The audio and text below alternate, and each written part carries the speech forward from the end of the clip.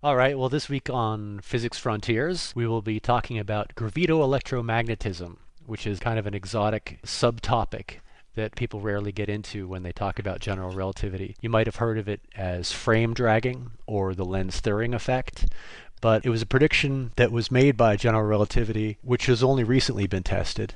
Was this prediction made by general relativity, or was it something that people were looking at before general relativity? Well, the idea, at least in its general contours, was originally discovered by Oliver Heaviside, who wrote the equations for Gravitoelectromagnetism back in 1893. And I believe that his equations were the weak field approximation that predicted the effects in their general qualitative character. But later on, when Einstein developed general relativity, his tensor calculus equations yielded the complete theory, which would give much more accurate, full mathematics for the magnitude of the effects that we're going to be talking about, which are very interesting, because there's a couple ways of looking at them. But I suppose in the most general sense, gravitoelectromagnetism is a parallel to electromagnetism, where it's no more complicated than this. Instead of dealing with moving electrical charges like we do with electromagnetism, we're dealing with moving mass charges, where you look at the magnitude of the mass as a form of charge, and you can get the same forms of induction, same type of fields that resemble the shape of a magnetic field, but instead of acting on electrical charges, they act on matter charges. Okay, now I think it's important for anybody who might not know this, that people understand that mass does act like a charge. At least classically, it does act like a charge. It has two aspects. The charge aspect, the gravitational charge, and it also has the inertia aspect, the resistance to acceleration. Those two things happen to coincide, and it's a major point in general relativity that these are the same thing. And so as soon as you write down Maxwell's equations, and you have these four equations, two of them are directly applicable to gravity. If you do anything with gravity that's more complicated than 2-point charges attracting each other, you're probably going to be using Gauss's law. And the other electrical equation is Faraday's law. The difference in the way you look at it is that Faraday's law without the magnetic field, with even a constant magnetic field, is just saying that there are no vector sources. Faraday's law is saying there are no vector sources to the electrostatic field. Just like Gauss's law is saying there are point sources to the electrostatic field. And until you have a second field, that magnetic field, there's no way to get a vector source into the electric field. The only vector sources for the electric field are changes in the magnetic field. So you start off on day one with two equations, Gauss's law and Faraday's law, that are exactly the same for a gravitational field and an electrostatic field. Okay. The other two Maxwell's equations say just the opposite for the magnetic field. Let's just say it that way. Amperes Law, which says that if you have an electric current, that creates a magnetic field. And then there's one more that doesn't really have a name and basically says there are no magnetic monopoles, or another way to say that is there are no magnetic point sources. And they apply to gravitoelectromagnetism as well, I would imagine, because there's no such thing as a gravitomagnetic monopole. Yeah, so as soon as you have Maxwell's equations, and you already have Newton's law of universal gravitation and all that stuff, you look at these and you say, okay, well, I've got these two things that already apply. Shouldn't these other two apply somehow too? Can I construct that second field? Whether or not you have that second field is really an experimental question. That's a question for the world, not a question for the theory. But somebody like Oliver Heaviside, who is a really great mathematician and physicist, who's very well known, has functions and theories and all sorts of things named after him, would look at that parallel and say, is there something more I can do with it?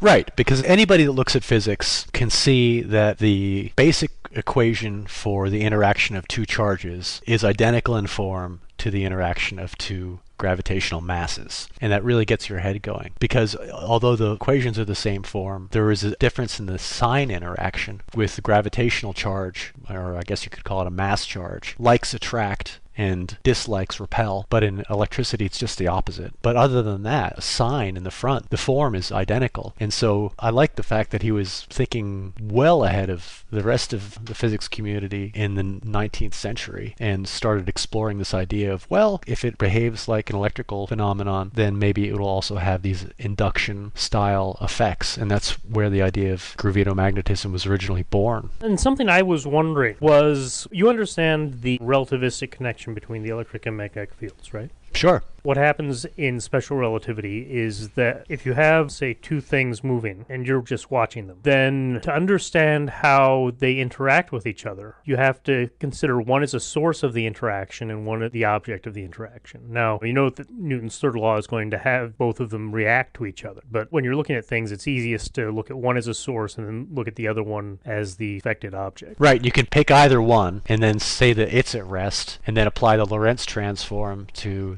the velocity of the other body, right? What you have to do to compute the interaction would be to transform into one frame and then transform into the other and so forth. Probably the simplest thing you can do with, say, a magnetic interaction is to look at how a point particle, a moving charged particle, interacts with a wire, right?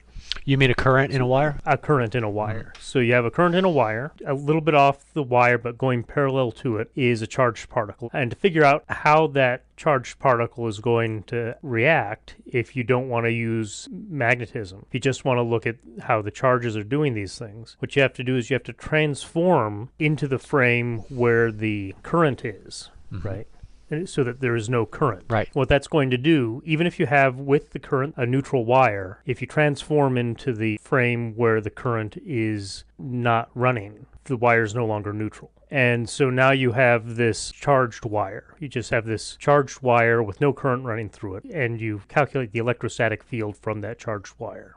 But that's not what the particle feels, right? So what you have to do is you calculate the electric field in the wire's frame, but to apply a force, you have to be in the same frame as the particle, the thing that's actually being pushed around.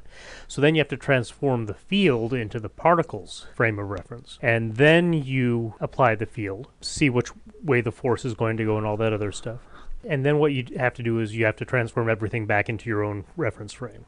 So it's a fairly tedious process to do something like that because you have to go Lorentz transform, Lorentz transform, Lorentz transform, do everything right. And turns out you have to do two things right every time you do it. It's a little bit annoying. But when you do that entire process, you find that in addition to what you thought was going to be an electric phenomenon, you have some additional force. And to make that additional force work, you basically need to construct this imaginary field that we call the magnetic field. It's not really imaginary, but it's the relativistic effect of electromagnetism, the relativistic effect of electricity between these two objects. As you observe them, they have all these things moving around in your reference frame, and that relativistic effect requires you to have some sort of thing that we call the magnetic field. So you were thinking about this in terms of gravitomagnetism. Yeah, so the question is how does that relate to how this second field, and what do they call that second field? Is that the gravitomagnetic field? Yes, if you got a mass current, you're going to have the gravitomagnetic field. Okay, so this gravitomagnetic field, I was wondering if that is derived in the same way, or is it usually just assumed? I would assume that it would be identical because all the physical characteristics are going to go through the same Lorentz transform. For a mass current coming in your direction, you're going to have a Lorentz transform that gives you a compressed sense of a higher density, right? Just like you'd have a higher charge density for electrons moving in your direction, right? I mean, that's what I assume. Now, I'm not completely sure about that because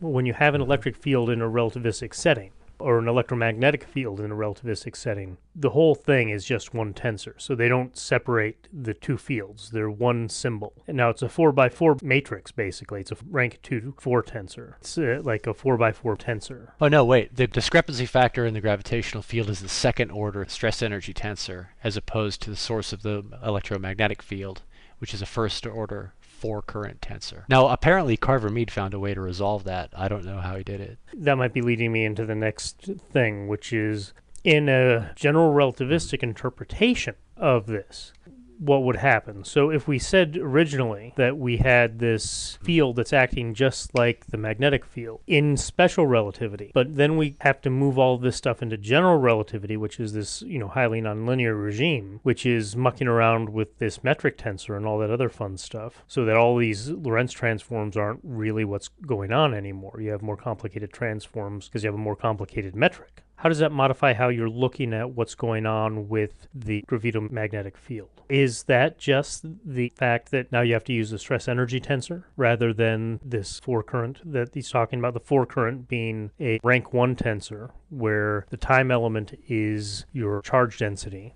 and each one of the 3 space elements are currents. So the three space elements together constitute a vector current. When Carver Mead was talking about it in G4V, it sounded like he had formulated a solution for Gravito Electromagnetism that echoed the electromagnetic field in that way. But there must be some kind of cross-coupling. There must be some kind of interdependence of those vector potentials that doesn't exist in the electromagnetic regime in order to get these nonlinearities. That's what I'm thinking. Because the weak field approximation for gravitomagnetism, for example, it perfectly reflects Maxwell's equations. But when you get to higher gravitational fields and higher velocities, it deviates with increasing significance from those predictions. So there must be some kind of interdependence of the factors that isn't applicable to electromagnetism, right? That is what my sort of naive view would say, because I haven't done any real deep thinking about this sort of mathematical level. So that's sort of just a naive thinking of mine. Yeah, well, he hasn't published his complete set of equations for that approach, which looks beautiful, but he hasn't published his complete treatment of it yet. And I've been thinking maybe we could take a look at it and see if we could back engineer it based on the talk that he gave. But in the meantime, I'm just kind of put that as a placeholder, and I'm thinking that, well, okay, so these effects are real. You can get a good initial ballpark estimate from these equations, but if you start going to relativistic velocities and significant redshift in a gravitational field, you probably get a much more intense effect. Was there anything else you'd like to talk about as far as this stuff in the general relativistic interpretation of Graffito Electromagnetism? Well, I think that we should probably mention that the way that it's usually discussed in qualitative terms, trying to give people appreciation for how it works, is often space-time is described as like a syrup. And when an object like, say, the Earth is spinning, then it drags that space-time syrup around with it so that the coordinates get shifted around. In GR, space-time itself becomes twisted in the direction of spin. There's a hydrodynamic model for it in GR, which is fascinating and kind of surreal to think about space-time getting twisted around that way, and especially when you start thinking about binary systems or trinary systems, the warping of the space-time metric gets pretty exotic under those conditions. But there is an alternative way now of looking at it, where you can think of space-time as always being Euclidean, but there are actual forces acting on light that will curve its trajectory, acting on matter that will influence its trajectory, and that's what Carver Mead developed as G4V, so I'm really eager to see that get fleshed out. So you're saying that this G4V thing, rather than saying that you have a curved space-time, you start with your Euclidean space-time, and then you do something to the light or something somehow. How does that translate into this Graffito Electromagnetism? Well, frankly, it's much more in line with our theory of electromagnetism. And electromagnetism, we don't think of space and time bending in order to give us the fields that we're talking about. So I think that we can look at it in a similar way. I think that the mathematics of special relativity will still apply, although its interpretation may change under the G4V model. Because even in special relativity, you're talking about compressed time and compressed space and these kind of ideas. The geometry of space-time is changing. But those effects can also be understood in terms of particles being affected by the influence of potential fields and gradients, and it just creates the illusion that space and time are compressed. Because what we observe with light or moving matter will be following these potentials, which create the illusion that there's a change in the metric. Basically, with the G4V, what Carver Mead has done, I think we talked about this a couple of episodes ago, is he's introduced a vector potential. So the vector potential is this thing that works with magnetism normally. And it's something that's complicated to use. It's complicated to understand. It's something that doesn't show up in your freshman E&M book. And it shows up in your junior or senior level E&M book just long enough so that you can do 2 problems at the end of the chapter and then you don't worry about it anymore. You don't use it until you're stuck trying to get through all the stuff in Jackson as a graduate student. So it's not something that has a lot of very practical application. It only shows up when you're a graduate student because it's so important in quantum mechanics. That's really how I see it, is that in quantum mechanics, the vector potential is how you couple your magnetic field to your situation. And it actually couples into the momentum of the Schrodinger equation. But the vector potential is how you couple that magnetism into your equation. You don't do it with a magnetic field, right? You do it with that potential. Right, it's charges acting in potentials rather than using an electrical and a magnetic field. Like it's a substitution, right? It's a different way of calculating the same motions. The electrical and magnetic fields are sort of,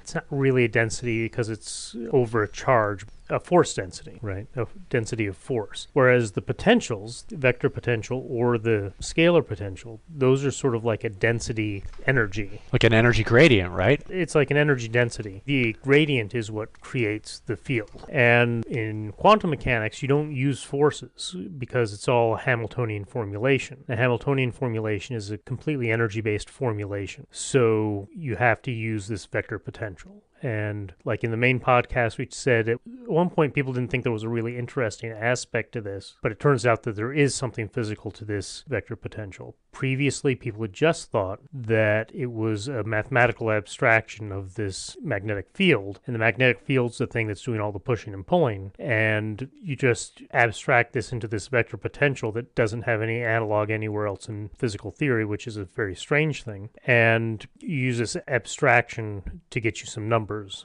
and then you go back to the real world until you have people like Aharonov actually creating thought experiments that show that there's an actual physical effect of this vector potential in the real world. Except it looks to me now, and this is I think what he was saying in one of his talks, was that if we could go back now and teach quantum mechanics and apparently now gravity as well, using the language of scalar and vector potentials and the equations that we use in quantum mechanics, now at that level, that we could do away with the entire electrical and magnetic field the way that we teach it from the classical method, that because those are, I guess, second order derivatives, right? We could sort of relearn the entire way that we look at the universe and teach it that way. And although there will always be a usefulness for electrical and magnetic potentials, we don't need to have them, that we can get the same results using this collective electrodynamics formulation that he has in his book. Well, collective electrodynamics from his book is really just arguing for the primacy of the vector potential itself in electromagnetism. But he's also applying the exact same approach to gravity and gravitomagnetism. At least as far as teaching is concerned, you're never going to get away from teaching the field. The field is analogous to the force, and the students won't be ready for the kind of mathematics that you need to do to use these. The operators and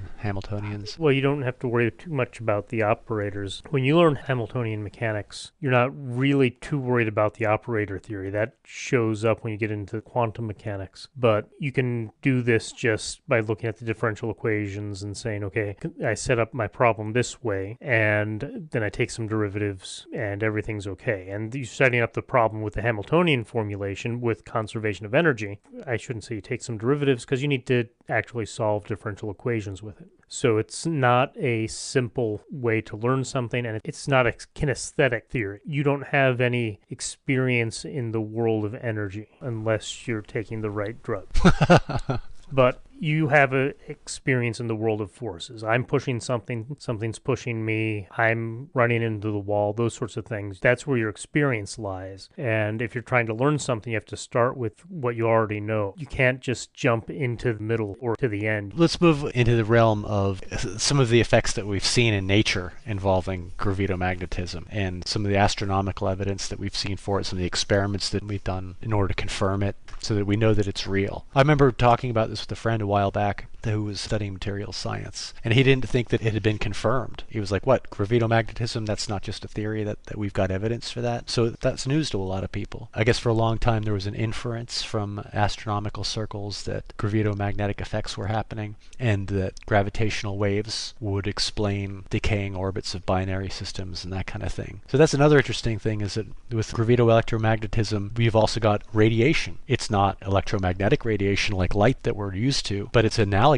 to it, and it works in a similar way. You'd expect something like that. You'd expect something similar to happen. Although, what were we saying? That general relativity is a quadrupole radiation? Gravitational waves are a quadrupole radiation. So all of a sudden we're seeing a difference already between what you get with gravity and what you get with electromagnetism. Maybe there's some interesting thing in there that can explain why this is a little bit different. But even so, I mean, if you had two electrical charges that are orbiting each other around a common axis, and you were looking at them head on at a 90-degree angle to the axis, you would see an electromagnetic radiation field, right? Yeah, but it's going to be quadrupole radiation. I mean, the main thing about that is that the radiation is going to drop off at a much quicker rate than the dipole radiation. So there's a physical difference right there. And that may simply be the fact that you don't have the other charge, right? You just have... There's only one charge for mass, positive. I think you were saying something about the size of these effects too. I was just thinking about it. The size difference between your electric and magnetic effects are something like, depending on what we're looking at, 1 over c or 1 over c squared. And that usually makes the magnetic effects very, very small. So for a electromagnetic wave, the ratio of the magnitude of the electric field and the magnitude of the magnetic field that are perpendicular to each other while the wave propagates, that's 1 over c. So that means that that magnetic field is very, very much smaller than that electric field. I think there was something in the notes that you sent me that was talking about the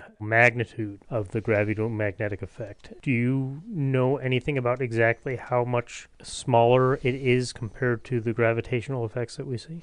I believe that there's a g over 2c squared term when you're calculating the gravitomagnetic effect. So I think you're talking about it's a second order effect, right? That's sort of what I was thinking would happen, but I'm not completely sure. I think there's a calculation in a Robert Forward paper that I was looking at earlier. Robert Forward did a calculation in a wonderful paper from 1961 called General Relativity for the Experimentalist, where he talks about the magnitude of the gravitational force between two pipes that are filled with a moving fluid spinning through them, and then the gravitomagnetic effects. And there was an enormous difference. I think that, as I recall, the gravitational effect was 10 to the minus fourth, and the gravitomagnetic effect was something like 10 to the minus 16th. And we, at that point, maybe it was 10 to the minus fourth dynes or something really small like that.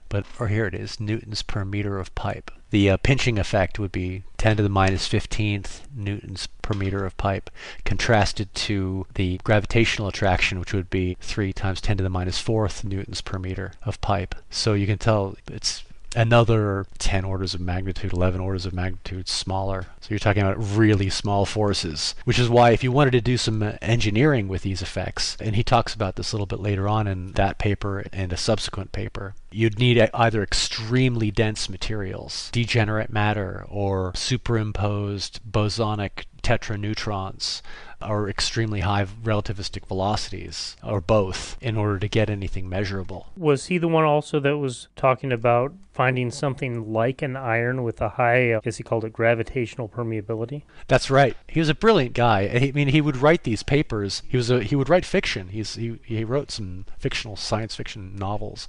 Well, I mean, I did tell you how I got into physics, right? I don't think you did. Okay. Well, I mean, basically, I was in the Marine Corps at one point, and I was wandering around Virginia Beach or someplace very like it, like, Newport News or something like that. And I went into a bookstore and to this little mall bookstore, and there was a book there by Robert Forward called Mirror Matter.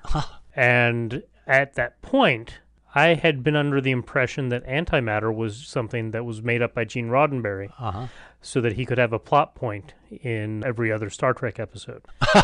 Of course. And so I read the book and I was fascinated by it and ended up going to school and getting degrees and things like that. Robert Forward was actually the reason why I ended up, going to school in the first place. Well, that's great. Like your Isaac Asimov, I think Isaac Asimov had a similar effect on people, because these are people that have that rare genius to be able to think creatively and think of new possibilities, but also the scientific acumen to really discuss them technically and plausibly. Robert Forward, in addition to writing science fiction books, has also got a publishing history that's fascinating. He did work for military defense contractors.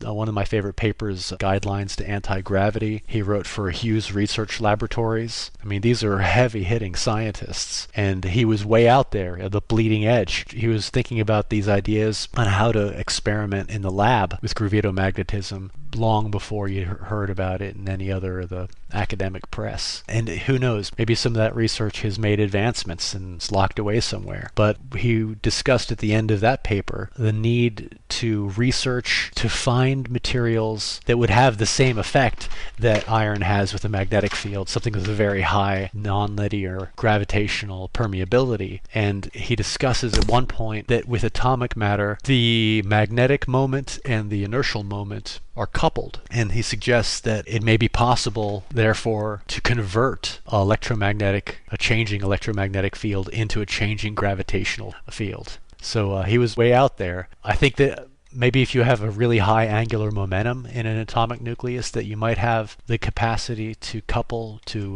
gravitomagnetic effects more strongly. I think he talked about that at one point. In the notes, it said just had a really high permeability. Was he looking for something with a high permeability, like iron has a high transverse permeability? Or was he looking for something that's actually hysteretic, which is another property of iron's magnetism? That is to say that it can reverse its polarity without, reversing its orientation in certain directions. And it's in sort of the directions, between the directions where it can reverse polarity, that it has that high permeability. Well, he talks about, and he even describes a procedure to find materials that have an anomalously large or nonlinear properties that can be used to enhance time-varying gravitational fields. And I suppose if you had both, like in the case with iron, then you'd be well poised to start exploring that technology. He talks about interspersing wedges of material between gravitational wave generators and detectors, and he mentions those described by J. Weber. And then he says, and then look for a change in the amplitude and direction of the propagation of the gravitational radiation. That sounds like it's a really good candidate by itself for an episode of PhysicsFrontiers. Well, that would be a really difficult subject, but I'd love to do it. We'd have to delve into it. I wanted to ask you, was mirror matter, was that talking about antimatter? Because he also talks about negative mass and exotic matter. That's some of his other papers, where he explores what would happen if you had a type of material that had an intrinsic repulsive gravitational field, and that's really fun to read about. I think, because I haven't seen that book for years, I think that was at least one of the chapters in the book. So, it was a very interesting book because what he'd do is he'd illustrate whatever he was going to talk about by first writing a little story about it. So he had some little story about some guys with their spaceship going somewhere. Right. And then he'd talk about the physics for however long. So maybe a 10-page story about something going wrong with the reactor, and a 20-page story explaining why that would happen. It's fun. But he did talk about that in one of those chapters. I think that was actually an open question for a long time, and it may still be an open question about antimatter. It is. They still haven't settled that one, although there are strong theoretical reasons to think that antimatter has positive gravitational mass. They still haven't been able to perform the sensitive experiments to actually detect which direction antihydrogen falls in a gravitational field. That in itself is an interesting problem. Some of those things are extremely interesting, right? When you read papers about people trying to build anti-antihydrogen. Wait, anti-hydrogen or anti-antihydrogen? I'm confused. Oh, well, they're trying to build anti-antihydrogen, which is just hydrogen. Right. But they want to figure out how to build it, and I think probably they have. But at one point, it was an open thing. How do you take a bunch of protons and a bunch of electrons and make hydrogen? And they wanted to figure out how to do that because you've got lots of protons and you've got lots of electrons running around. And if some of them get loose, you don't blow anything up. And so you can just toss a bunch of those things together and get your hydrogen, then modify conditions and reduce the numbers that you actually have, see what's going on, and try to figure out how to actually build it. Whereas, with the antihydrogen, at least for a long time, you just had all these things wandering around. You had your antiprotons and your positrons, but trying to get large numbers of them together was itself a challenging thing. Sure. And then if you just start off trying to get a bunch of positrons and a bunch of antiprotons turn into antihydrogen without any real idea about how to do it, it just keeps failing. So it took them a long time to be able to get to a point where they could build something like antihydrogen. Then I guess it's really hard to hold on to once you've got it. Yeah, because now you've got a neutral atom. Right. Yeah, you can't use magnetism to confine it anymore. Well, you might be able to use magnetism, but you can't use electricity. You can't use an electrostatic field, which is a lot easier to create. Oh, right, because there's a small magnetic moment, right? There should be, yeah, I think so. It only has one electron. Possibly the nuclear magnetic moment cancels out, but I think not, but I'm not sure. I think so far that they found it to have the same properties like magnetic moment as hydrogen. And it should. Or at least the same intensity. I don't know if the sign is any different. So yeah, we should talk about negative matter at some point. And negative mass and all the weird things that can happen if you have a type of matter which has an intrinsically negative gravitational field. He even talked about in one of his papers that if a way to collect it from the universe, that if there was a charged particle of negative mass, that there'd be a way to harvest it from the universe if it existed. So I thought that was kind of interesting. I think we've got everything we need to say about this, right? Yeah, I think we've covered pretty much all the basics for Gravitoelectromagnetism, and hopefully someday we'll see some of these experiments in the lab. There was an interesting paper written just about a year or two ago that talked about the prospect for generating a gravitomagnetic field, a small one, using some kind of, I don't know, like almost like a pinch generator or something. I'll have to look that up. But apparently with the same kind of investment that we put into the Large Hadron Collider, these physicists published a paper which shows that you could generate gravitational waves in the lab. All you have to do is put in as much investment as the Large Hadron Collider, and maybe you can make your own gravitational waves. Right. Oh, we just need to find the right billionaire. I'll put together a little PayPal account, and if you are a billionaire, go ahead and send us the cash. Hey, there's probably a Nobel Prize in there for somebody. Could be. Don't you think? So first people to make a laboratory gravitational wave? Especially if you were able to make it before the guys saw the first one. They did see one, right? Oh, yeah, they detected one at the LIGO Observatory right here in Houma, Louisiana. It might be too late. That might not be a Nobel Prize thing anymore. But if you'd have done it before then, probably would have worked. Well, I don't know. I mean, there's a difference between detecting one and then making one in the lab. Of course, the problem is that the Nobel Prize, I think, only comes with, $100,000? And I think it would cost like several billion to create this thing. Yeah, but that's the whole point of like the X Prize and all that other stuff, is you give a little prize that really doesn't cover the cost of the development. Otherwise, you could just develop it yourself. But everybody wants to have the prestige of being the person who funded the team that did whatever it was. I think the same thing was true with the prize for, the longitude problem. Yeah, it's all about the prestige, right? If you're a multi-billionaire, you need to have something to brag about when you go to your parties with all the other multi-billionaires. It can't be, I made $500 million this morning. They say, oh, so did I. Well, right. Generating the first gravitational wave in the laboratory would totally shoot down every guy that climbed Everest and bungee jumped off the Eiffel Tower or whatever. Exactly. Yeah, what did you do this morning? Exactly. Oh, just came from the gravitational lab where we were manipulating space and time. All right. Well, that sounds awesome. All right, Jim. Thanks for your time. And we'll have to meet again next week to talk about something else fascinating. I'm sure there's another fascinating thing out there. Bye now. Good night, Jim.